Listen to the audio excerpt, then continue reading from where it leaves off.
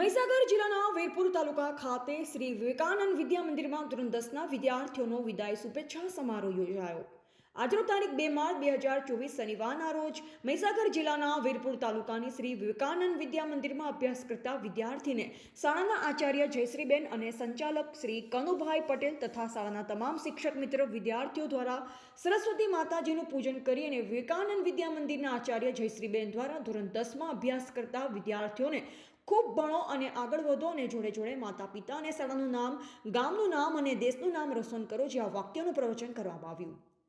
શાળાના સંચાલક દ્વારા બાળકોને પાણીના થર્મસ અને થાળી, વાટકી, ગ્લાસ પણ અર્પણ કરવામાં આવ્યા અને શ્રી વિવેકાનંદ વિદ્યા મંદિરના વિદ્યાર્થીઓ દ્વારા અભિનય, ગીત તથા વિવિધ નાટકોનું પણ આયોજન કરવામાં આવ્યું હતું અને આવો સમગ્ર કાર્યક્રમ ખૂબ જ અવિસ્મરણીય અને સહાયનીય રહ્યો હતો. રિપોર્ટર મનોજ સોલંકી, વીરપુર.